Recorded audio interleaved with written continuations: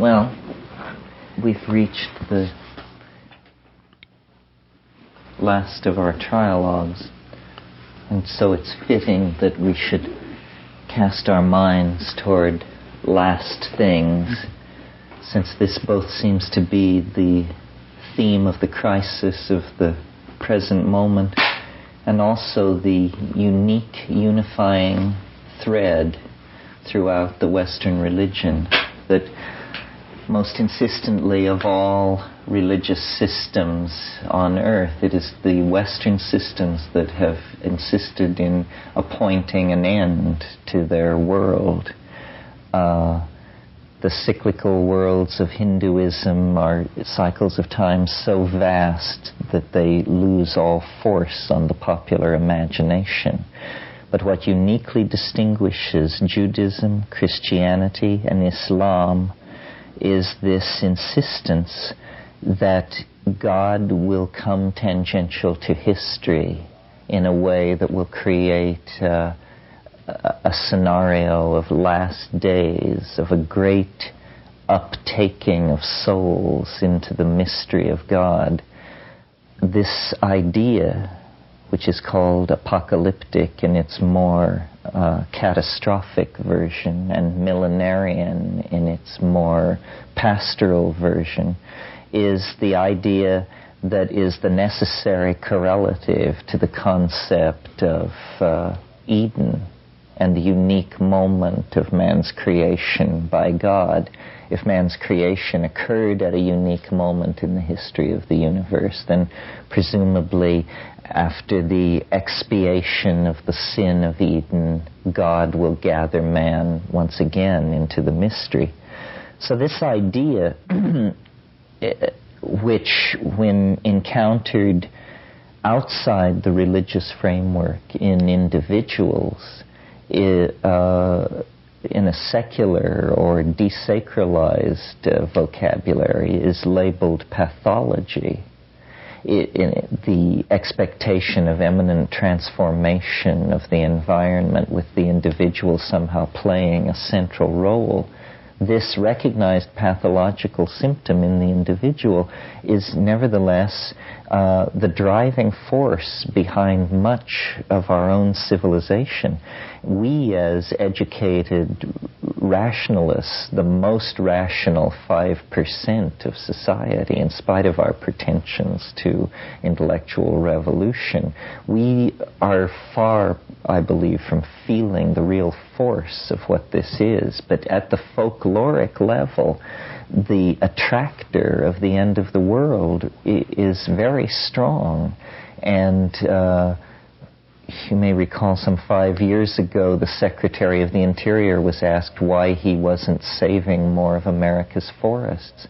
And he replied that since Jesus was coming, he saw no reason to save the forests because the end of the world was imminent. So I find this thinking very interesting, and I have personally certainly experienced its power.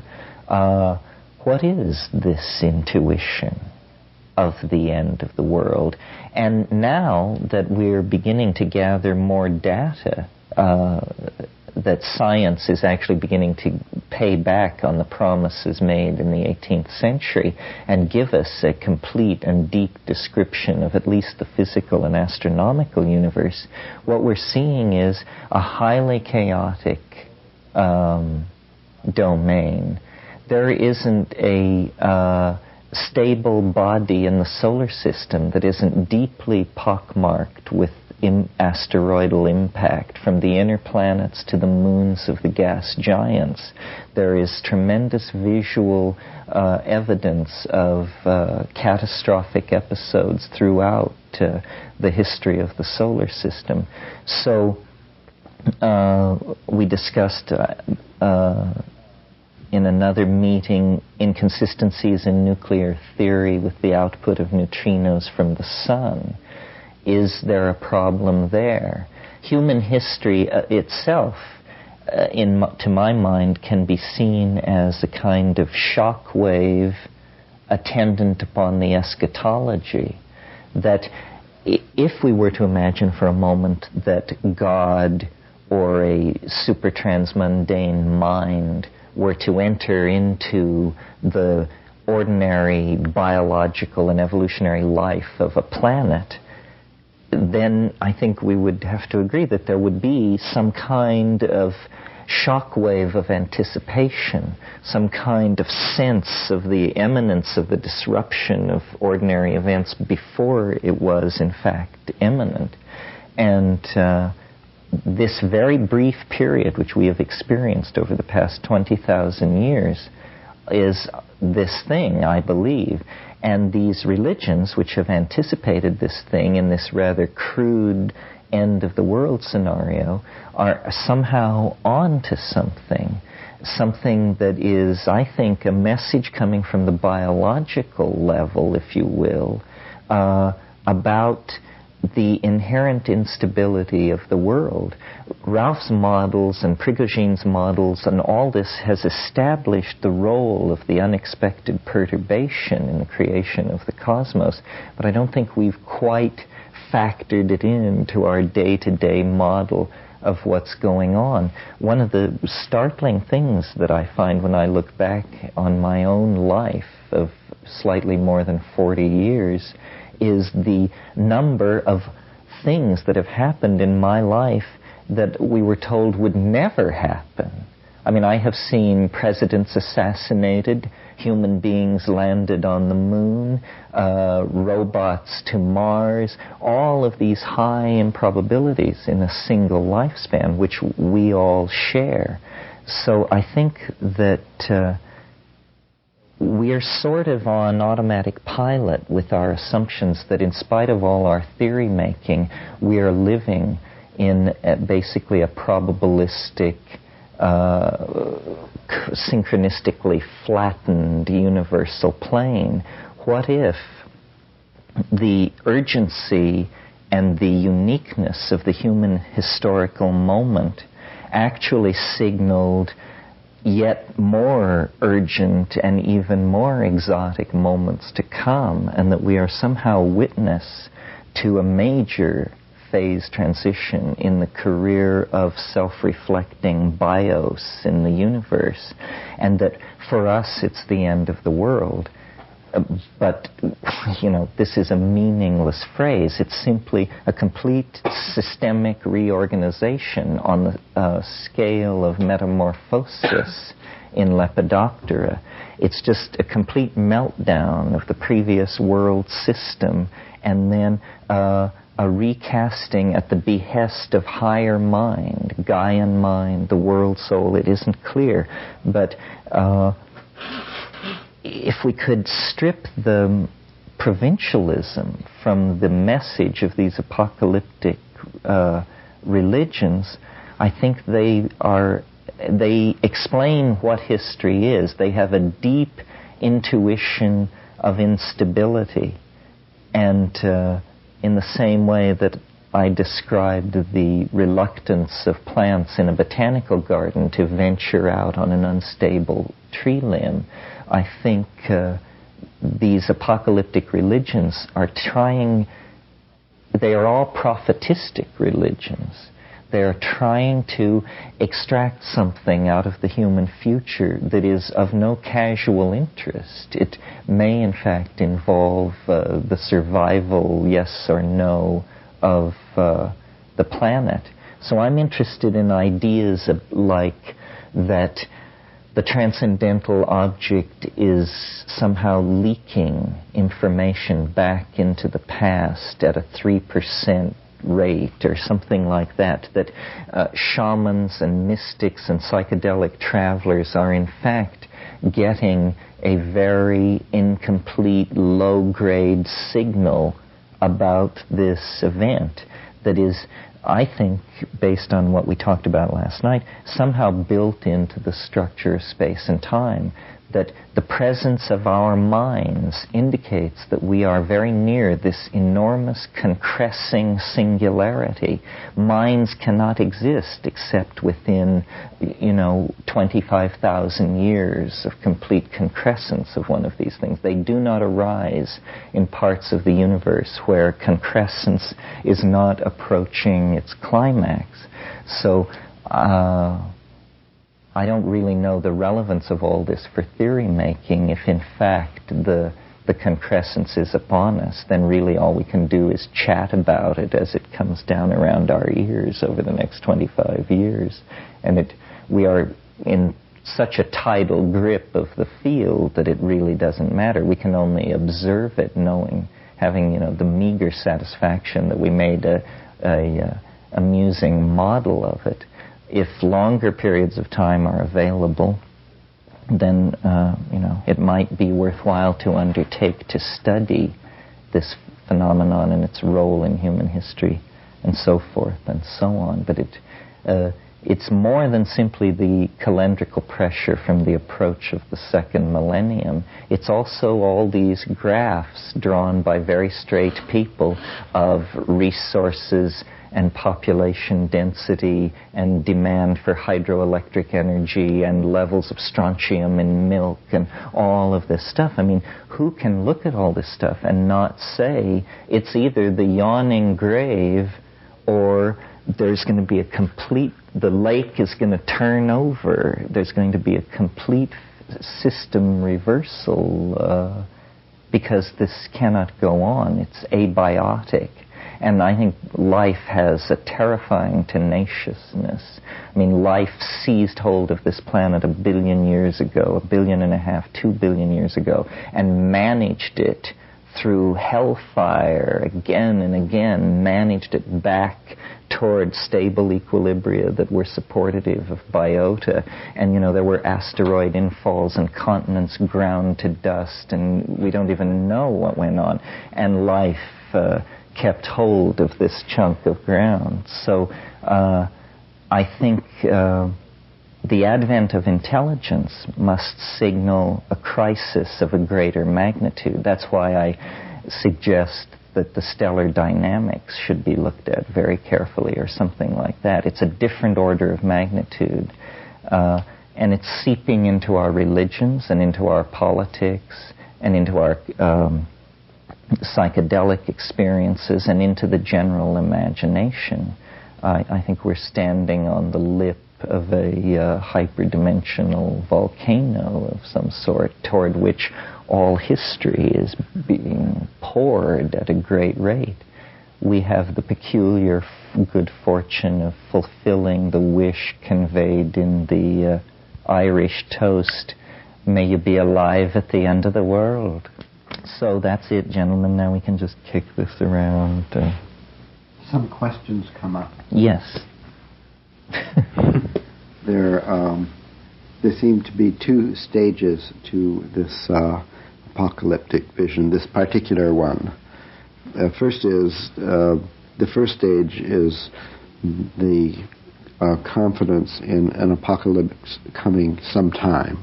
And the other component is the location of the date, 20 years or so hence. Mm-hmm. You mean in my personal belief? Yeah. Uh-huh.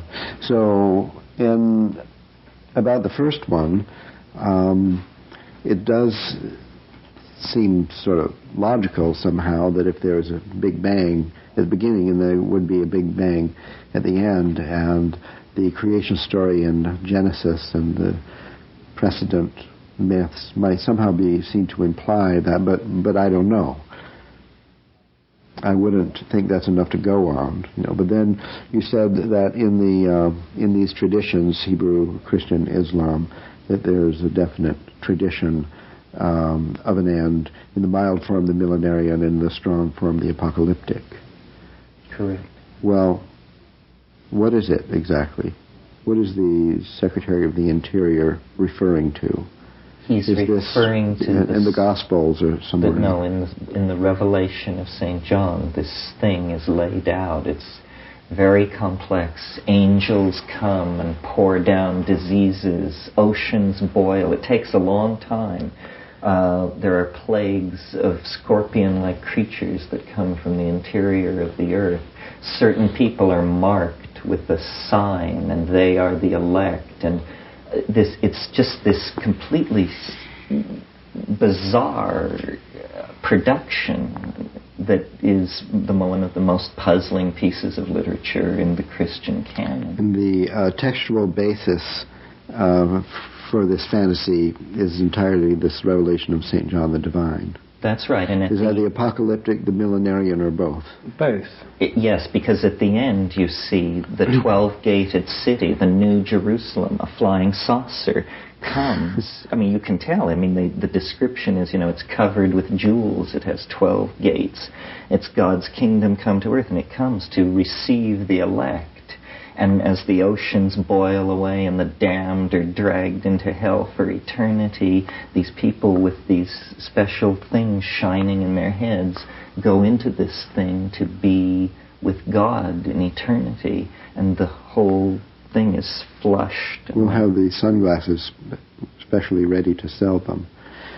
In this textual basis for this fantasy, yes. Is there any idea about the date? Well, yeah. At the time of Christ, the people who immediately followed Christ expected it within their lifetime. Amen, amen, I say unto you, this generation shall not pass away until these things are accomplished. It was expected immediately? Immediately, and there was this weird... There's been disappointment after disappointment. Well, yes, there was this weird 120-year period where they didn't get the serious job of getting organized together because everybody was standing around waiting for the end of the world. And then after about 120 years, people like Origen and Eusebius and these people came forward and said, listen, enough of this waiting for the end of the world. We have to get this scene organized. It's seriously overdue. Yes, let's get organized and get our hands on some real estate. Now that it's so seriously overdue and people have been disappointed time after time, yes, I would think that the force of the prophecy has declined. In any case, I just want to ask you this. Have you any way of guessing why the Secretary of the Interior thought that the end was coming imminently? I know why you think so. Oh, yes, because there are all these fundamentalist cults in the United States, some whose adherents number in the tens of millions, who believe that, that it's happening, that it's underway. I mean, within the spectrum of Christian belief, you can go with the Seventh-day Adventists who hold the most extreme position, which is that it occurred in 1847. I love that position. And that we are now living in the millennium. This is the millennium. Yeah, can't you tell? So that's the most right-wing view. And then there are those who undergo the formality of at least locating the date decently in the near future. And the year 2000, and it's the end, the turning of the aeon. Everybody has a way of decoding. This is one of the weird things about millenarian speculation. The person who discovers the key to the millenarian date, it always is just a few years ahead of where it's you. To be. Now, I just have a couple more questions for the direct examination, then we'll turn the witness over for the cross-examination. Okay. How many, what percentage, more or less, of the human population of planet Earth at the moment is involved in this Hebrew, Christian, and Islam religion? A third, I'd say. I should say maybe. However, if you're trying to count the adherents to the apocalypse theory, you have to count all the adherents of scientism as well, because they too, with their greenhouse effects and CFCs and acid rain, I mean, they're the most... That's another story. I do think that might be even a bigger danger, but that's another story. Right now, I'm after the revelation of St. John the Divine. No, this is the end of the world scenario of scientism. And then we've had the end of the world scenario of nuclear holocaust hanging over us for decades. That's right. That's a ready-to-hand scenario. Oh, yeah, the oceans. But it's coming from the same culture. But I just wonder how much credibility to give to the Christian apocalyptic vision when less than half the human population is involved. It doesn't mean that just that half of the planet would be vaporized while the other half kept on going because I don't think it's a vaporizing. What it is all these scenarios are metaphors for something really weird. of well, which we are in a I know much about the better, flying saucer. we're you in did a much mention better the position to anticipate it than John the Divine of Patmos was. Well, you sort of started on the scientific end with the mention of the astronomical chaos and the craters on all the other bodies and the fall of neutrinos from the sun and so on. Catastrophic scenarios, you mean? Yes. Yes. Well, the positive scenarios are simply more far-fetched. I mean, one of the ones I've been playing with recently that I really like is that it ain't no big deal. It's just that time travel is discovered. It's a technological artifact. It's done in laboratories. The door is open on this little tunnel, and you just walk through. And history ends. History ends. Just bang, it ends, and that's the end of history. And people look back at it the way you look back at the Pueblos or something and say, you know, people used to live like that in linear time. Weird. All you know, waiting for stuff to happen and all in this weird jelly of stiffened dimensionality. And boy, aren't we glad we've got that behind us. And to the people who were born in it, the previous mode of existence would be mere rumor. And it would be simply a technological artifact. I think that this actually, after reading Nick Herbert's book, did I talk to you about the idea about the kind of time machine where he hypothesized this notion of a principle which works like this. Time travel is possible. Once it's discovered, you'll be able to travel into the future. When you're in the future, you'll be able to travel back into the past, but no further than the moment of the discovery of the first time machine. Because before that moment, there were no time machines, and how can you take a time machine into a universe where time machines don't exist? With nobody knowing it. Yes. So there is this physical barrier to time travel past the moment of discovery of it, backward before that moment. Well, I thought this was very interesting because I wanted to imagine, this is a practical apocalypse. This is I wanted to imagine what would it be like if this kind of time machine were discovered. And so I imagined that it's December 22nd, 2012 AD at the La Chorrera World Temporal Mechanics Institute, and they're counting down, and the Lady Tempo Knot has been strapped into the time machine, and they count down and they push the button and she sails off into the future. Now the interesting question is, what happens right there in the next Millions of people arrive from a more populated part of the universe. Millions of time machines arrive from all possible little parts capsules, of the future. Sneaking through the bushes, pretending they were there all the time, asking for groceries. To see the moment, this historic moment, the first time travel, which defines the barrier as far as you can go in your time machine. And people say to each other, have you been to the edge? It's 35,000 years from here. Have you been back and seen the Abraham machine take off? Well, so I loved this idea, and I held it for about 48 hours as a great gimmick. And then I realized that there was a peculiar problem with it, which has to do with the grandfather paradox, that one of these people from the far future could stop off on their way back to see Ralph's machine take off. They could stop off and kill their grandfather and set this paradox in motion, which has been the defeat of all time travel schemes. So then I had what I believe is a serious delusional breakthrough, which was, I said, aha, there's something, here's the model that you have to understand the next stage of this argument about the apocalypse. You know how the Bernoulli gas laws work. So imagine a vacuum-filled elliptical tank. We introduce a burst of oxygen at one end of this tank. Now, according to Bernoulli's laws, what happens? It diffuses evenly throughout and comes to a state of equilibrium, correct? Well, let's think for a moment of the planet. Now we'll make a geometric model, one dimension down.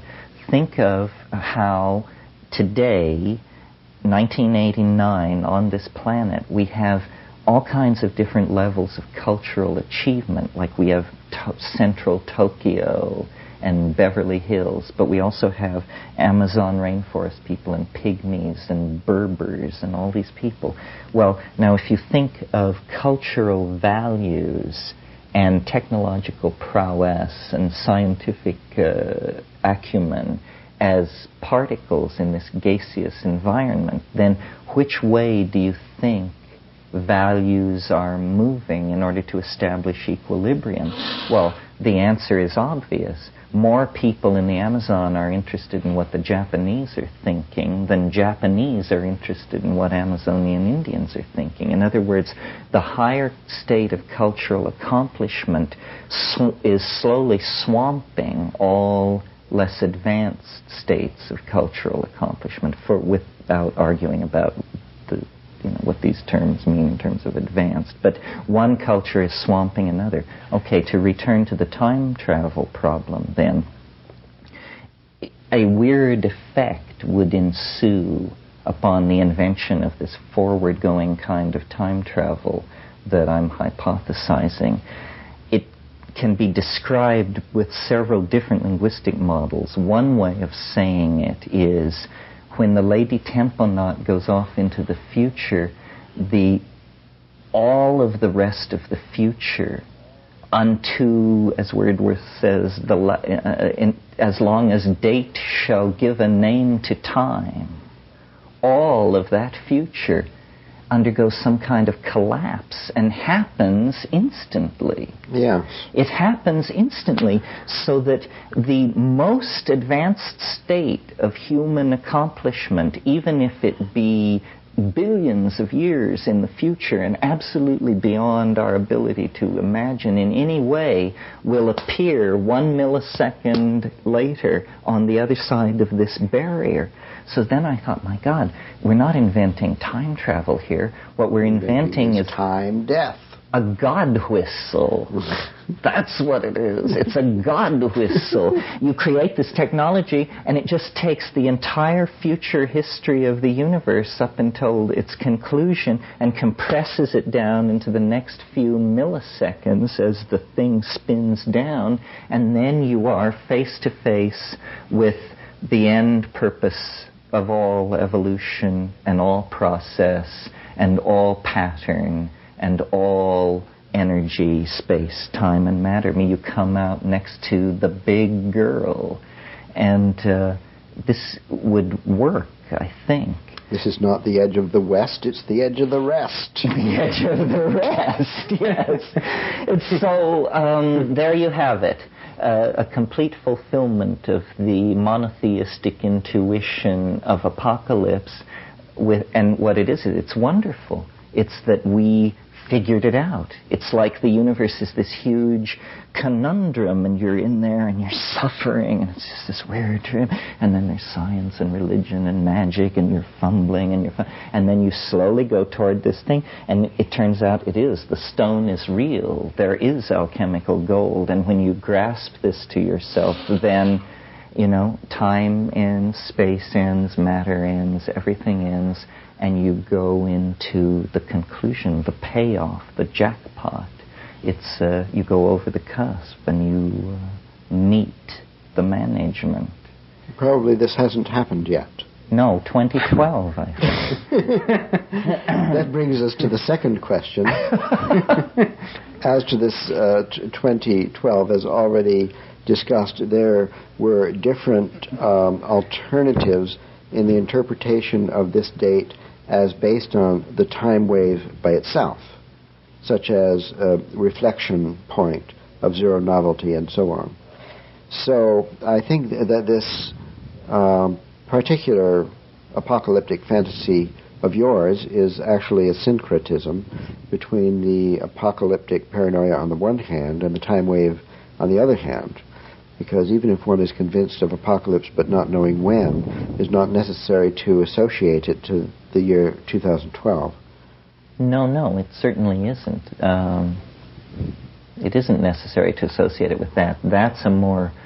That, you enter into the slippery realm of human judgment and data fields and this and that. The fact that it fits it so well, and that without the time wave, there is all this millenarian and apocalyptic pressure because of the turn of the millennium, seems pretty suggestive to me. The Mayan thing is another coincidence. I mean, really, the Mayans and the Christians were within 12 years of each other in a way, if you take the year 2000. We have the coincidence of several sacred documents. Yes. The revelation of St. John the Divine. Yes. The time wave, another sacred document in software form. And the Mayans. Software. And the Judeo-Christian calendar, or the Gregorian calendar. No, I don't think a round number like 2000 has got anything to do. I mean, it didn't happen in the year 1000. No, but there was millenarian hysteria like you wouldn't believe. I mean, they didn't get any work done for 2 years. Ruth Benedict had studied 60 different cultures, and she charted them out by all different parameters, and finally she sorted them into 3 bins: the Apollonian, the Dionysian, and the paranoid. Now, it just happens that a paranoid culture, having this paranoid religion, or at least with a paranoid element in it, contributed by St. John the Divine, happened to get these extraordinary technical powers which are great generators of toxicity and so on. Well, the term paranoid is designed to make you not like it. The implicit point of view in calling it paranoid is one of scientism. Having been called paranoid, I know that this is what they do. If you're labeled this, nobody's going to look into it. It makes the implicit assumption that there's nothing to be paranoid about. Yet, in fact, we live in a very peculiar and dynamic and unsteady universe, and it's very important to us as creatures to have stability, equilibrium, and evenness of conditions. So to argue it isn't paranoia, it may well, in fact, be a sensitivity to the... They always say that. Yes, that's fine, but the fact is, from my point of view, I mean, I'm just a person hanging around here. I've never read the Revelation of St. John the Divine. Maybe I will, or maybe I won't. If I do read it, I certainly don't believe that it's any kind of document with any credibility.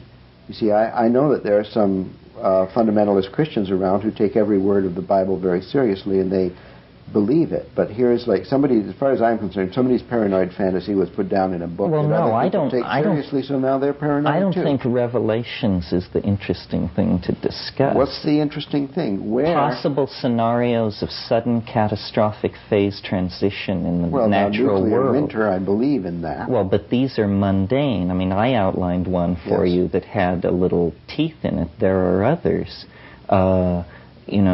Collision, this thing we talked about where the matter and antimatter universes collide and leave a photonic shell under the aegis of a new physics. Well, that's scheduled for 5 billion years hence. Hard to get or tomorrow. There is no way to predict when such a thing would happen, and the notion that it's far away. You see, the presence of minds is the signifier of nearby singularity. It's totally hypothetical anyway. It's just a model. That idea that minds signify the nearby approach of a singularity. And the anti-universe in the synchroclash. Oh yeah, I know, but you can put 20 or 30 of these things. There are all kinds of... I think the asteroid collision, a comet, that's likely. There was a near pass recently, I think it was last month. Oh yes, and did you see when it's coming back? 2012. And it's going to come closer. That's the last song. Now I believe it myself. I clipped it out of Astronomy magazine. I knew people would doubt. They said exact computation is impossible, but late in 2012. No, but the author was some fan of yours. No, it was Astronomy Magazine. It was a Lick Observatory or something. All right. I'm ready to admit that there are a number of coincidences about the year 2012, and some of them are ominous. Well, I'm very hopeful, and I lead the movement. Any credibility to St. John the Divine? No, I don't give zero. St. John the Divine any credibility, except that... The only thing is that from the morphogenetic field point of view, there's quite a number of people believing St. John the Divine. Now, that I have to take seriously. He felt a quaking in the force, that's all. But it's up to cooler heads to figure out what this quaking of the force is. I mean, we have much better techniques than John the Divine.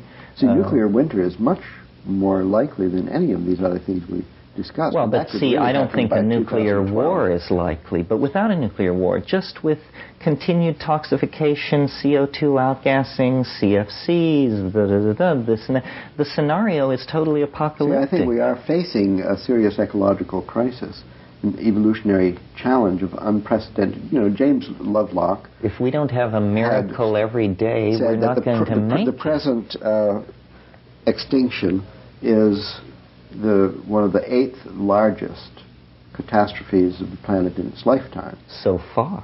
So and so that's happening now. Like, we are in something that big. I mean, it's not big. To be the biggest one, it'd be the apocalypse. Well, that's why you don't need John the Divine to tell you that there's an apocalypse underway. The scientists... But it may not be a fatal one, because there's not a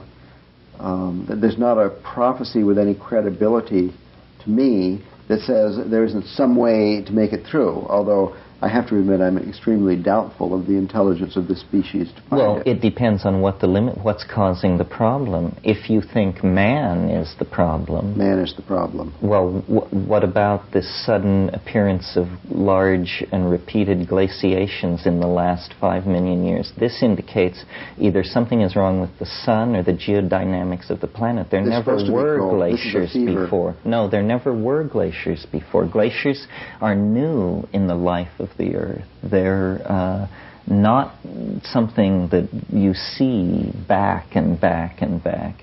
And all parameters of planetary stability become more and more unstable as you approach the present. Now, is that just that the older a planet is... We're hovering in a field of chaos, yes. Well... So maybe man is the problem, or maybe human beings are the answer. Well, the Earth could zip off its orbit and head out to space. That's a possibility. But it does seem to me that the ecological catastrophe is the appropriate interpretation of the apocalyptic vision at the present time. I agree with that. Well, so do I, but I don't think there are alternative views, because historically speaking, this millenarian apocalyptic tendency in Christianity, which inspired millenarian movements through the ages, inspired, among others, the Pilgrim Fathers to come to a new world in America, which was seen as the chosen land. You know, it's all part of the same kind of thing, this prophetic tradition of... and it also inspired Bacon's vision of unlimited progress through science and technology, through organized research, the transformation of nature, man's conquest of nature, through putting nature on the rack and torturing her. This man's dominion over nature was there in order to bring about a kind of millenarian state, a technological utopia, the first technological utopia, where there'd be peace and prosperity, and there'd be these wise scientist priest figures running everything and always finding out ways to make things better. So it was the idea of a kind of new Eden, or a new promised land flowing with milk and honey, material abundance, etc., through the scientific control and conquest of nature. Well, it's that scenario which is now causing the economic catastrophes. That scenario has actually worked. And there's a sense in which the apocalyptic scenario we find ourselves in is a product of the apocalyptic myth of history. Yes, good point. So it's, in a sense, a self-fulfilling prophecy. Yes. And I think that the tendency of the myths of science have an interesting dynamic, because they start with the Faust myths, where Faust sells his soul to the devil in return for unlimited knowledge and power for a fixed period, 24 years. But when you get to the the later development, at the end of the period, Faust is dragged down to hell, and then in Goethe's Faust, because he's an Enlightenment figure who believes in progress, Faust is actually taken up to heaven. He's rescued from the demons at the last minute. That all became implausible, and the modern form of the Faust myth was Mary Shelley's Frankenstein, where the scientist is destroyed by his own creation, no longer by any supernatural machinery. That the whole of the kind of supernatural machinery of Faust becomes natural destruction by his own monster in the case of Frankenstein. And it's obvious that the nuclear threat has a Frankenstein quality to it. And it's also obvious that the destruction of the environment, the ecological crisis, has this kind of mythological base, which is apocalyptic. Good point. Well, we have to do surgery on the mythological base due to the self-fulfilling prophecy mechanism that while we don't understand it exactly, we see it working in history. So, in connection with revision of the religion of the West, I think one good thing would be a modification of the revelation of St. John, or relegation of it to another place. I mean, it has to be, I think, reinterpretation was the word you suggested. You mean you need to switch the vision onto another track? Yes. Yes, well, yes, how can we control the apocalypse is out of control. So that even though the self-fulfilling part of it can't be stopped, it can be steered toward a tolerable conclusion? Well, first, one historical note, that the revelation of St. John the Divine is not a unique phenomenon in the Judeo-Christian tradition. It's in a succession of apocalyptic books which abounded around the time of Christ, because many people believed that the end was literally at hand. St. John the Baptist's message was, repent, for the end is at hand. It was a period very similar to our own, in the sense that the idea of the end being at hand was widely believed, only too credible to them, for whatever their reasons were. The book of Daniel in the Old Testament is an apocalyptic prophetic book, and is a precursor of the revelation of St. John the Divine. These are just two examples in a large and extensive literature. It pervades the teachings of Jesus, this apocalyptic sense of the changing of everything. So, where was I? About Daniel. Oh yes, Daniel, that it pervades the thing, and it comes very early on, because the promise of to Abraham, it starts with Abraham. God promises Abraham that he'll take him and his descendants to another land. He'll give them a land.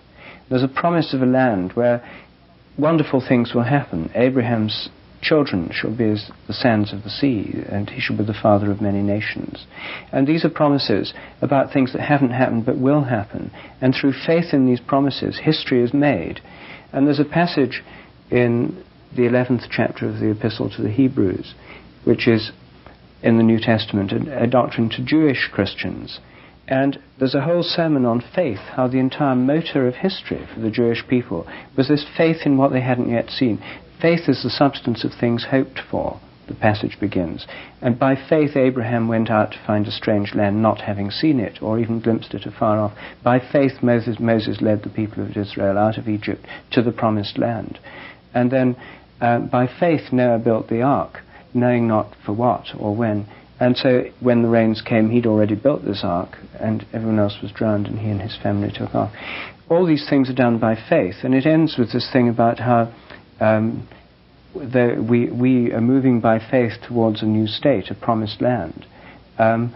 Because if we belong to the cities of the world as we know them, we'd go back to those cities, but we're moving onwards. And it ends with that famous passage, we are strangers and pilgrims in this land.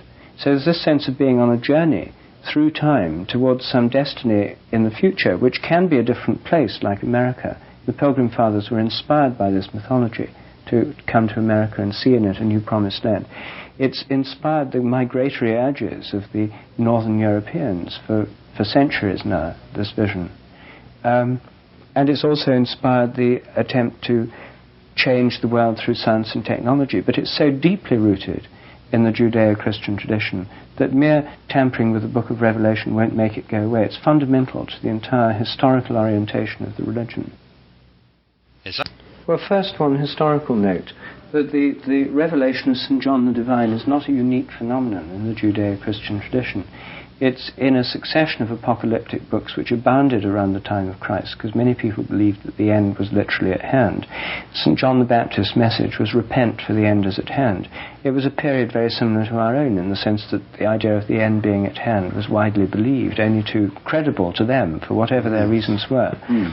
The book of Daniel in the Old Testament is an apocalyptic prophetic book, and is a precursor of the revelation of St. John the Divine. These are just two examples in a large and extensive literature. It pervades the teachings of Jesus, this apocalyptic sense of the changing of everything. So, where was I? About Daniel. Oh yes, Daniel, that it pervades the thing, and it comes very early on, because the promise of to Abraham, it starts with Abraham. God promises Abraham that he'll take him and his descendants to another land. He'll give them a land.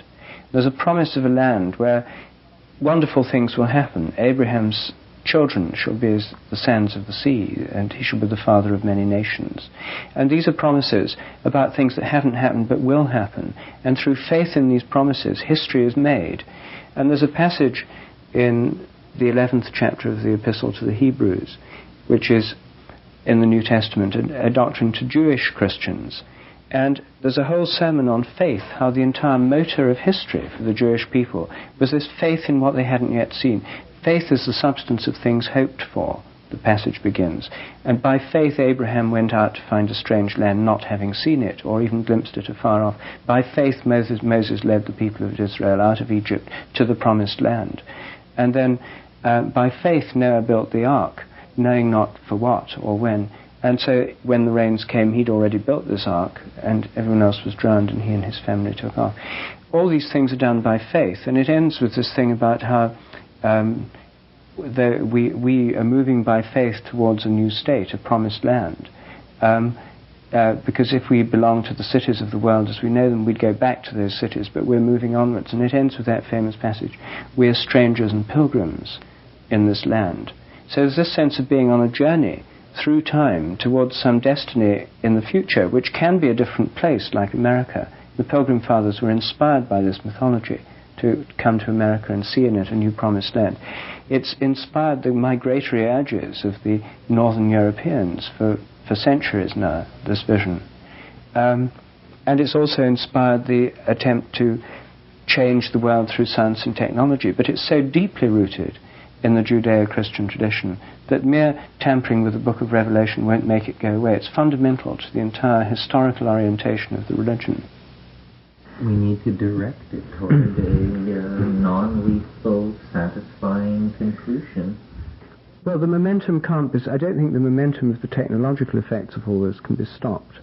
Or at least certainly not in a short... considering this possibility that I mentioned at the beginning, Ralph, which is that there is this intuition is of something profound, that it isn't simply a lethal neurosis, it's the actual anticipation of what is now made inevitable by all this technology. Well, in that case, there's no problem. No, well, I'm not We're not going to reject the inevitable. We just, as you suggested, sort of like get used to it happening. Well, get used to the fact it could happen at any time. You see, Terence is so much like St. John, in both in his St. John the Baptist form and in St. John the Divine.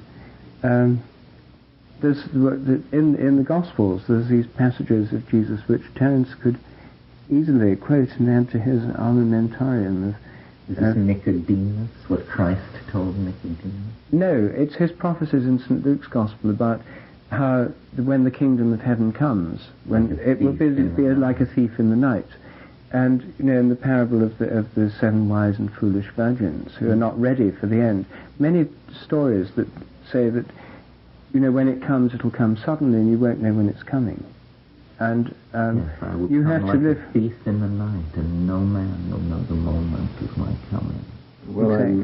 I'm yielding now to Terence's view that there's no way to save this vehicle, that the basic scriptures are riddled with a self-fulfilling prophecy of apocalypse, and either there is an inevitable apocalypse on the horizon, Or, in case there's not, one might be created by the self-fulfilling prophecy, the mechanism of paranoid delusion.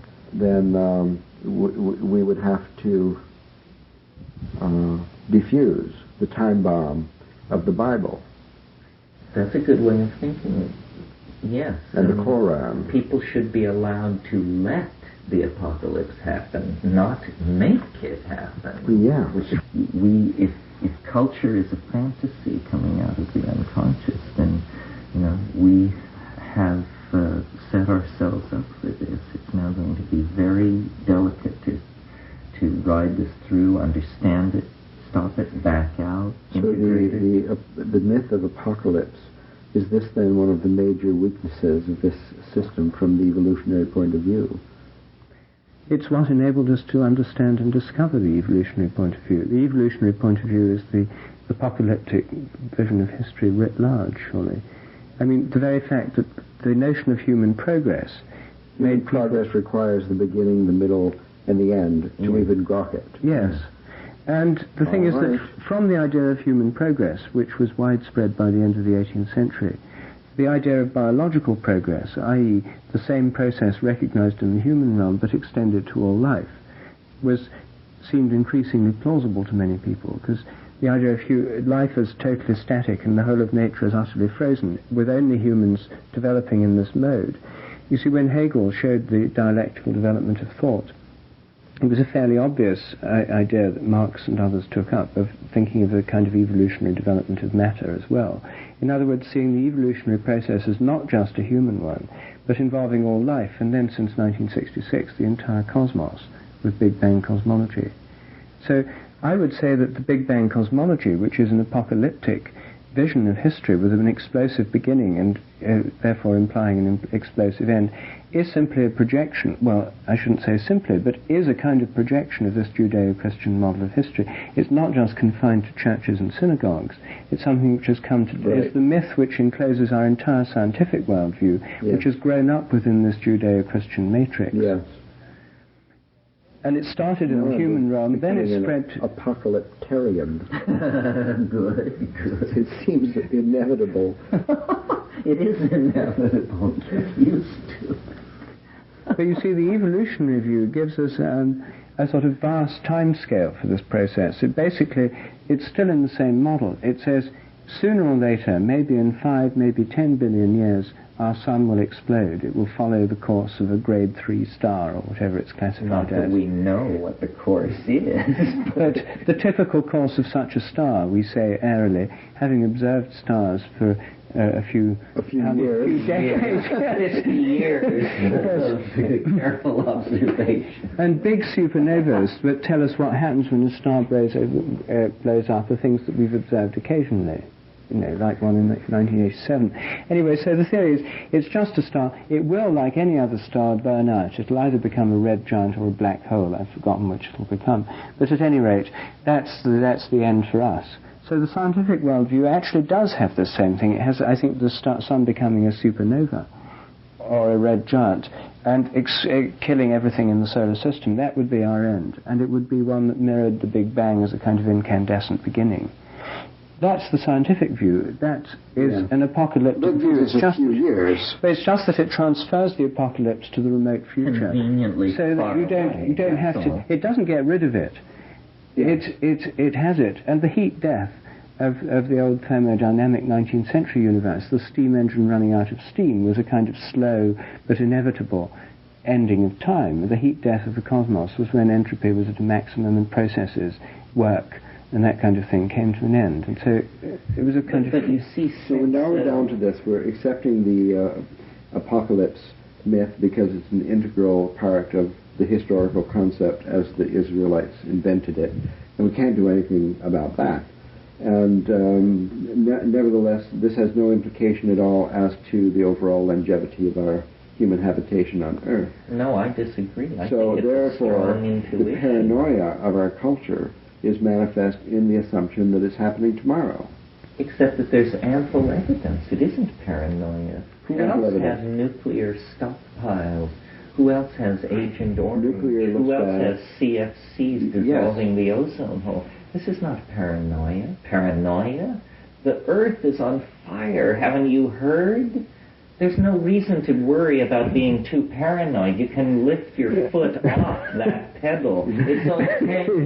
You can go with that intuition now. The planet is on fire. To fasten the fire to a complete incineration in a certain year, no matter what the response. No, that's not what's being said. You can interpret it as the smeared apocalypse that takes 200 years but still ends with everybody dead at the end of it, or the fast apocalypse that takes 15 minutes and could happen today or tomorrow. There are all these styles of imagining it, but the style matters.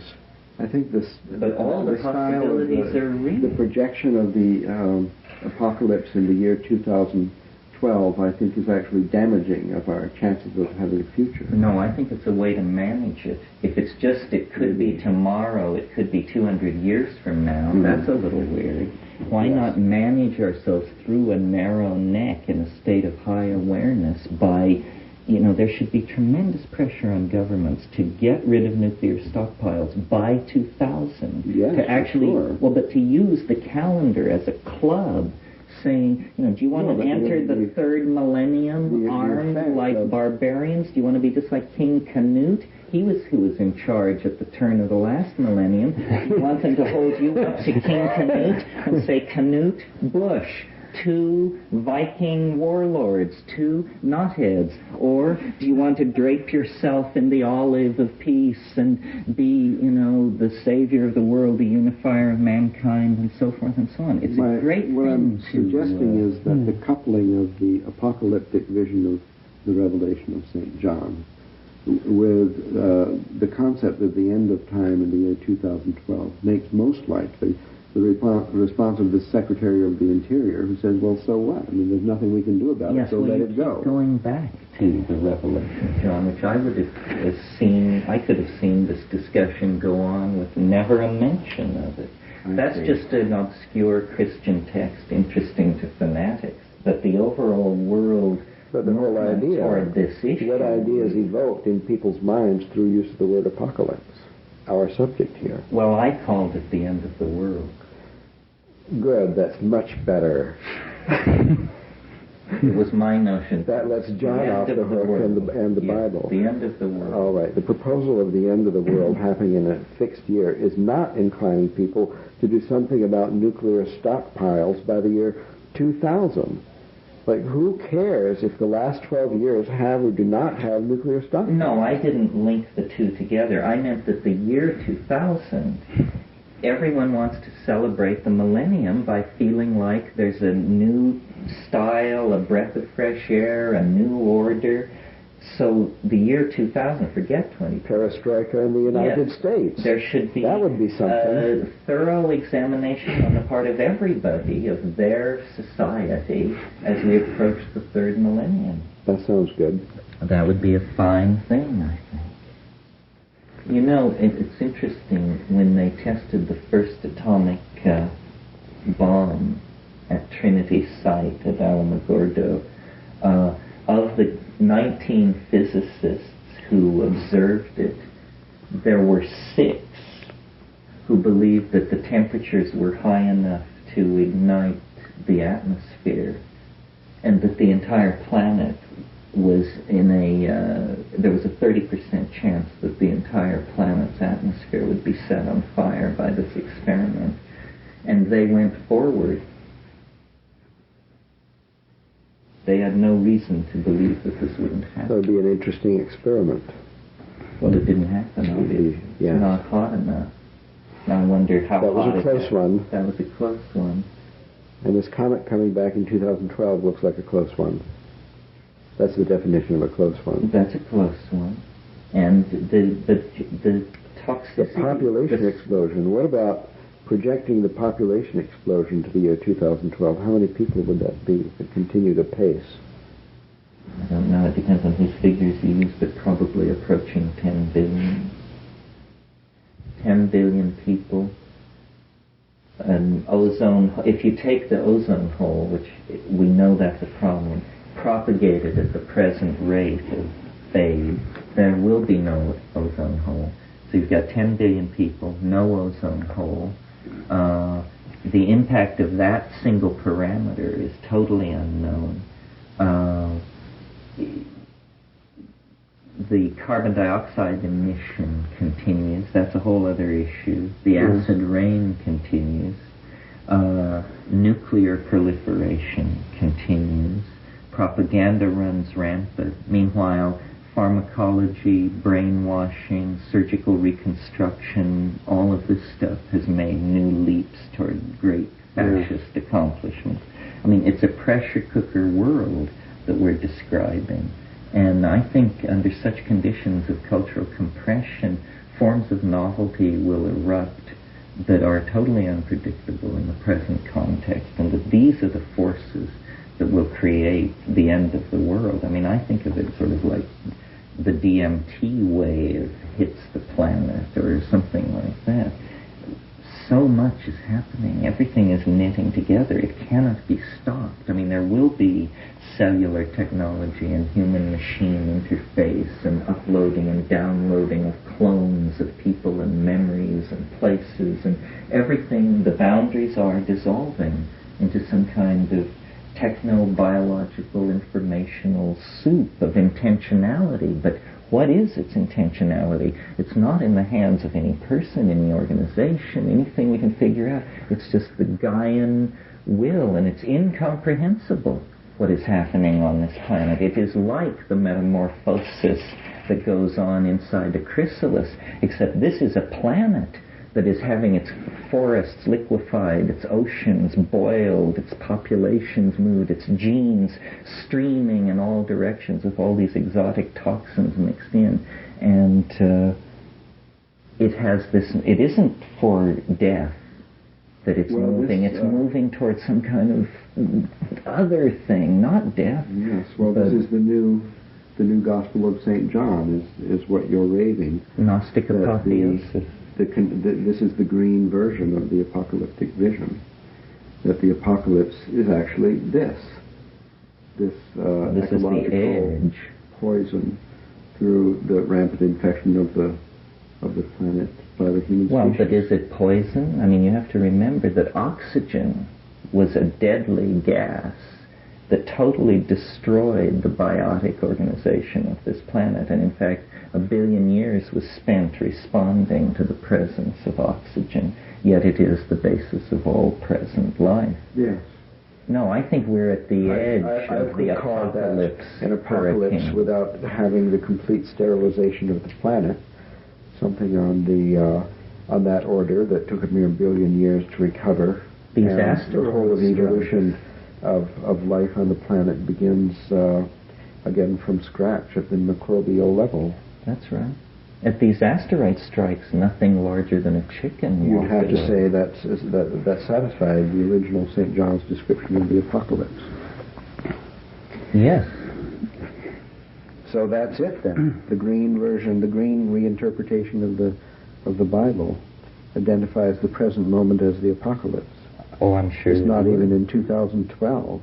We're on the edge of the apocalypse. It's a time storm. 1847. It's a time storm whose diameter is impossible to estimate, and all we know is that the barometric pressure is dropping faster than you've ever seen it drop, and there's an eerie stillness, and the light in the sky looks very strange, but nothing has happened yet. It does seem to be out of hand as far as the scale of something that we could interact with in any way. I mean, we're the passive observers of this problem. Well, if we could model it. Well, are we the passive observers? I mean, we're also... Magic, you mean? Well, no, we can prepare. Fractal dynamics. The apocalypse must have its own inner laws and dynamics. This is what we're attempting to do, I assume. Yes, but it also, I mean, before we get into the actual mechanics, I think a bit more speculation is called for. Surely not. Assuming that human consciousness doesn't simply become extinguished at death, we have the question of what happens when millions of people die together, and what happened in Hiroshima when all those people died, or in Dresden when the firebomb attacks caused this fireball and firestorm in Dresden. All these people suddenly die together. They all pass through the state of the death experience, not the near-death experience, because this is for real. The death experience, which, from the descriptions we have, involves going through a tunnel, entering a new kind of realm, a different order of reality, rather like the birth canal, but into another dimension. Now, however we conceive of what happens at death, leaving aside only the materialist hypothesis that all just goes blank, the end of the world through any of these scenarios, billions of people, more than ever before, dying at once or by the million, is going to create an extraordinary flux of souls, to put it in traditional language, an unprecedented rate of flux, an unprecedented passage. And perhaps those who die in the same moment through the same cause undergo some kind of fusion. There may be some kind of psychic being, a kind of humanity. One way of picturing it in Christian terms is that what's happening to the earth is a global crucifixion. The whole of humanity is undergoing a kind of crucifixion, and there'll be a moment when the crucified body of humanity, there's a collective moment at which humanity gives up the ghost, or at least large sections of it.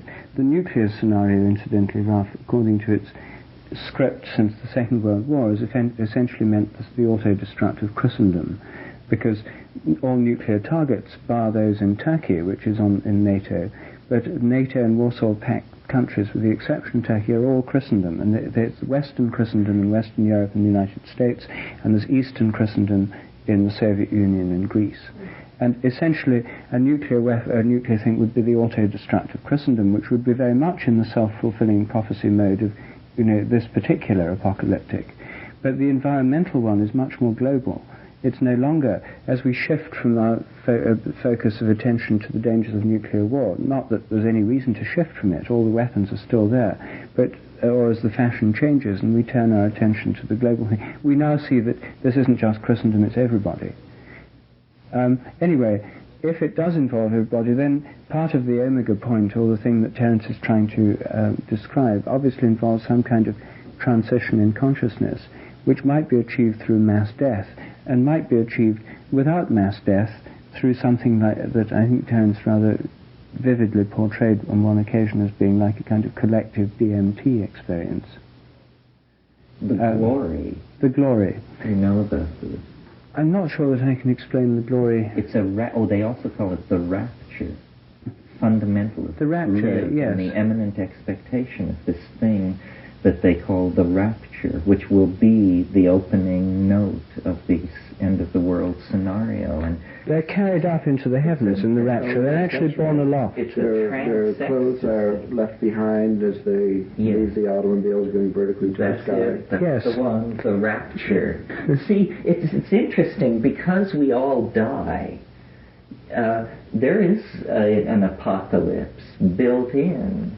It's just that it only happens to you. And so every human life becomes ultimately an approach to this question of final time. And what difference does it make that you're the only one that's going to die? After all, that's the one you're standing in. Yes. So it isn't that if you don't live in the age of the end of the world, you don't get to deal with the question of final time. It's just that in this age, the death of the individual and the death of the species are somehow both possible to contemplate. Yeah. And the death of the other species. And the death of the other.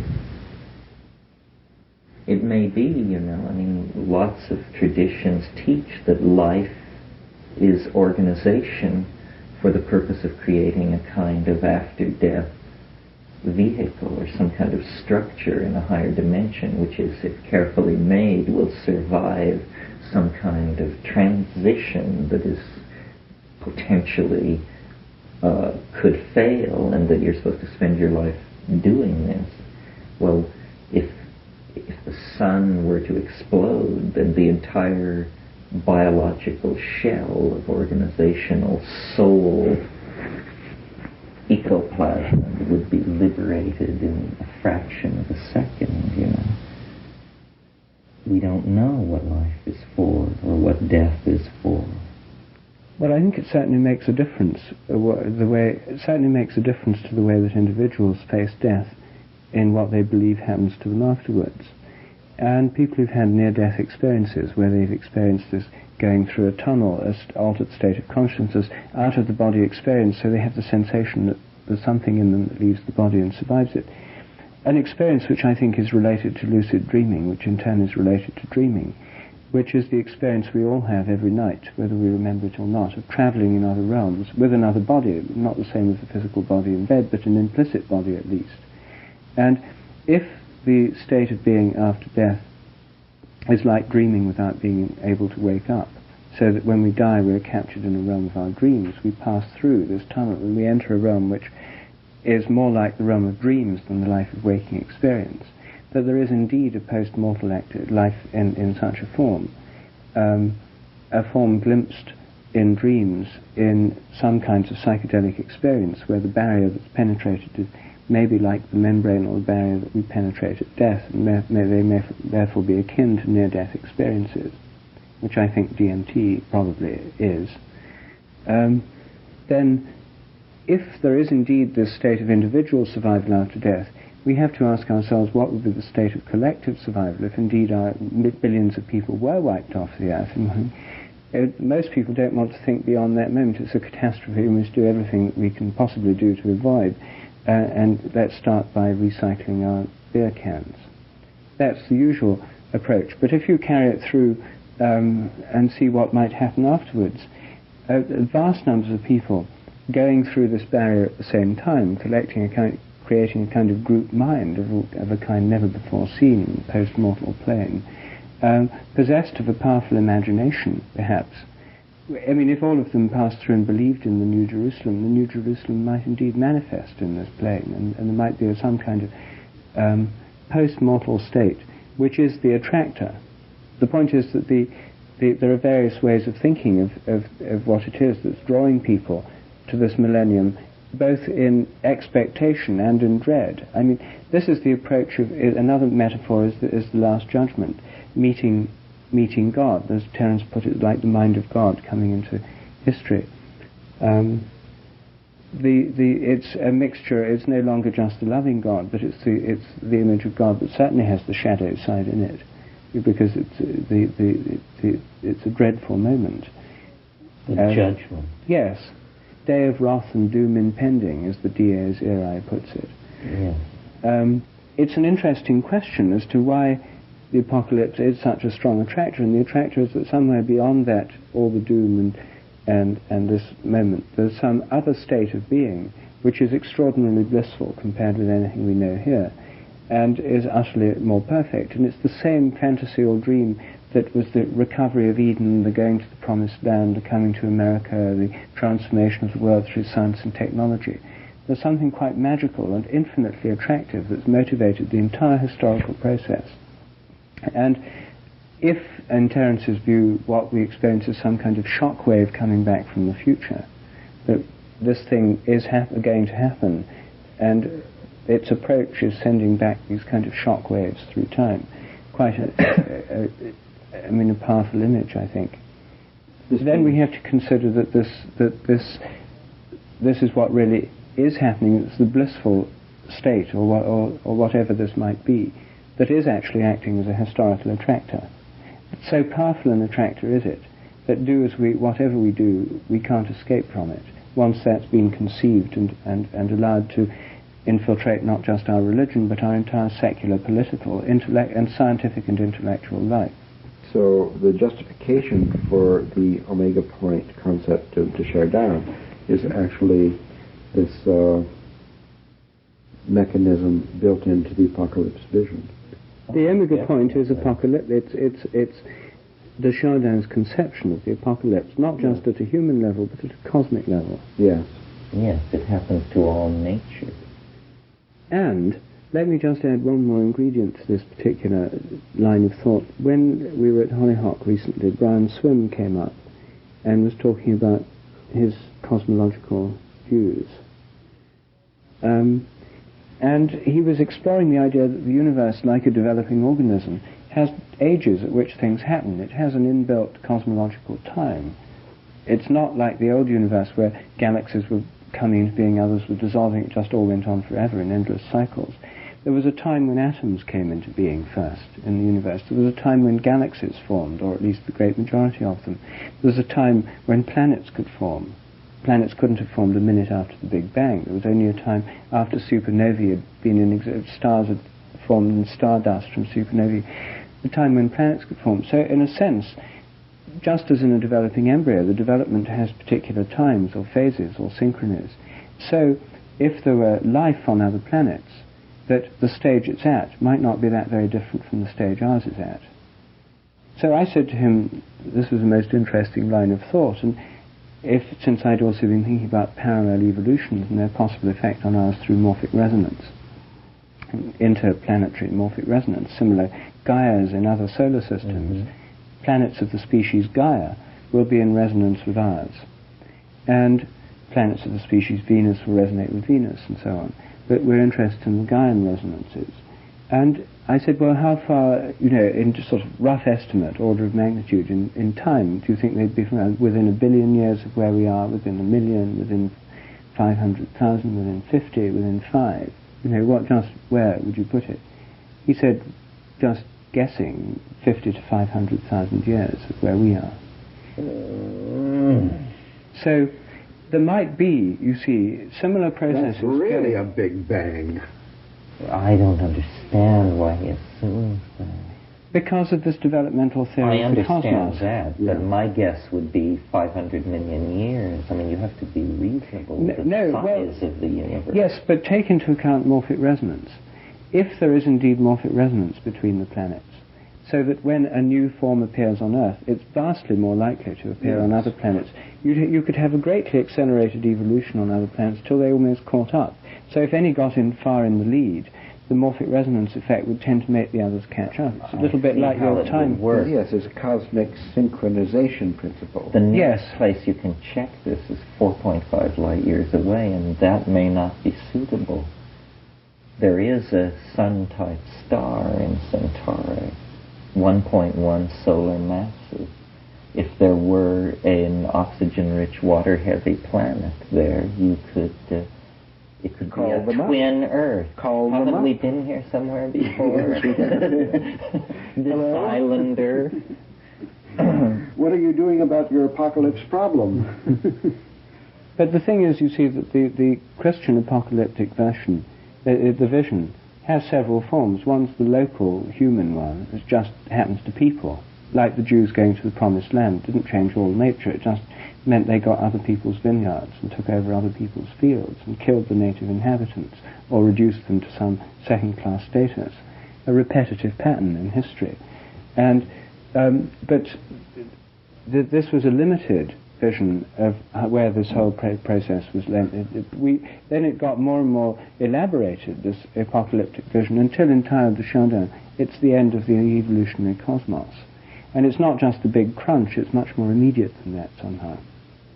And so it's this attractor pulling forward. So it's this cosmic vision. But the thing is that it seems to us unlikely, given our standard old-fashioned cosmological view, that anything that happens on Earth would affect the rest of the cosmos. But if lots of Earths are synchronized, and if there are these, you see, then we do indeed begin to get the sense of a possible cosmic apocalyptic. And I don't know how much you've... That's an interesting idea. It's on the cosmic scale. That the end time of the cosmos... The end of the soul of the world. The end of yes, or the total transformation of the soul of the world. That it may be a maturation process, or that's... because present cosmology hasn't got very much to offer in the way of what happens in the future. Either you've got endless expansion, which seemed persuasive to people in the 1960s, when it was generally believed that economies could go on expanding forever and forever. So a cosmos that went on forever. Yes. Then people got worried about the big stock market crashes that all going, the whole thing ending in tears. Then we got more big crunch scenarios on the market. There may be just enough dark matter. They say it's close to the indeterminate value. They can't tell. Exactly. Now they've got into a very subtle position, which I'm sure the medieval schoolmen would have admired. as a solution to the problem, saying that we're hovering on the very brink between an ever-expanding and ever-collapsing, so close to the margin that it's impossible ever to tell. Yes. Okay. So, but these are rather uninteresting visions of the future. Well, you've actually created another mechanism for an apocalypse. It happens somewhere else. Yes. and then by this kind of imploding process, once one pops... It's a chain reaction. It'd be a chain reaction. And the stars would fall from heaven, and the lights of the galaxies would go out, and that would be it's similar to this time travel problem of collapsing time. The God whistle, yes. The God whistle. That's right. It's a spatial version of the God whistle. Yes. A synchronization of God whistles, cosmos-wide. Yes, a cosmic chain reaction at a certain developmental stage that just pulls everything down into it. We have to believe that the universe is stranger than we can suppose. Yes. And that's the way. By avoiding closure and keeping that in front of us, I think we will not go far wrong. The trouble is that at the apocalypse, if it happens, the hermeneutic cycle will come to an end. Yes. If it happens in 2012, I'm sure I'll get no credit whatsoever for having been right.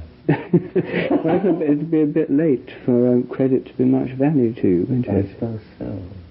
Well, raptural New Jerusalem might have to take its physical existence in another universe. I mean, only this universe will pop. Right? Yes, well, what is it, this New Jerusalem that everybody leaves, this machine of sapphire and emerald and chalcedony that descends from the sky and in which there is, a world of delight before the presence of God? I mean, this is the promise. This is the covenant. This is the fulfillment of the covenant. Is that the ocean will boil, everything will be lost, and do not give up the faith, because at the landing of the ark, the covenant was made, not with Abraham, but with Noah, with humanity, and it will be redeemed. There was all this, the pledge will be redeemed. The promise will be kept. Don't throw away your coupons. They'll be cashed in due time. That's right. The promise will be kept. I think it probably will be kept. Well, I do believe we've transformed the apocalypse myth suitable for the purple and green church. You think that we've transformed it, yes. Well, the Green Church of Brazil already has a version of the apocalypse myth, which is they believe in very strongly, and in theirs the dragon in the last days comes and eats up the forest. They say it's an Inca prophecy, and burns and destroys. A dragon, incidentally, which is prophesied at the very beginning of Anglo-Saxon liberal political theory in Hobbes's model of Leviathan, because the dragon that's destroying the Amazon forest is the great monster Leviathan, which society, in Hobbes's view, is the aggregate, like cells in the body. Individuals are like atoms in the body of Leviathan. And there's a dragon in the Revelation of St. John. Yes. So Our Lady of Heaven crushes the head of the serpent.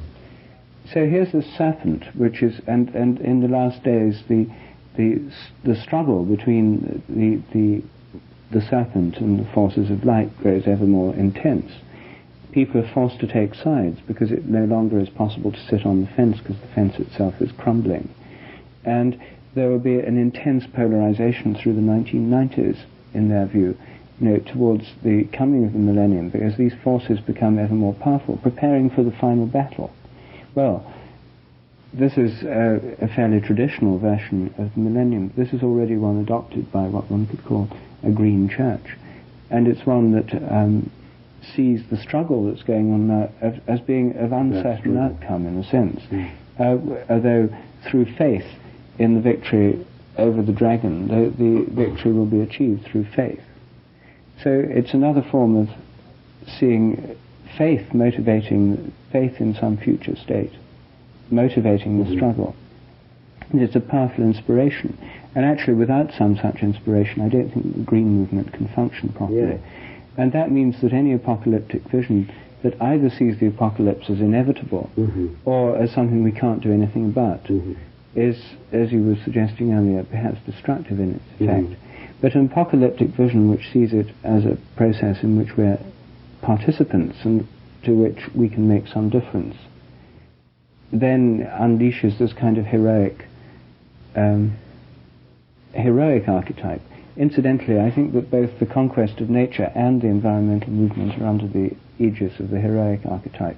In one of them, the heroes saving humanity from the ravaging powers of destructive nature, like the battle of doctors against cancer. In the other one, the environmentalist is saving the virgin nature from the onslaughts of this destructive dragon of Leviathan, which is devouring the forest, polluting the world, shitting everywhere.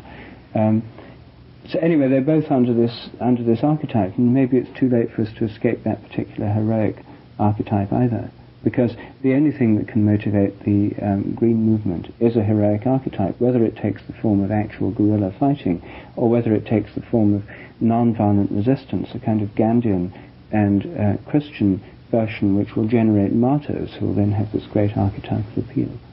But only some such millenarian faith, I think, could motivate the green movement sufficiently fast enough and sufficiently deeply enough to change the scenario. And so I think that this is another way of saying we're so in the fold of this millenarian in its field that only another millenarian scenario could possibly help undo it. Rubbing it out, getting rid of it, forgetting it, suppressing it, psychically engineering it out of our psyche, I think we're past all that. That's why a jihad to save the earth doesn't sound like a half-bad alternative. From chaos we came, and unto chaos shall return. The middle name of chaos is opportunity. Well, we have to end somewhere. They steal here. They stole my wit.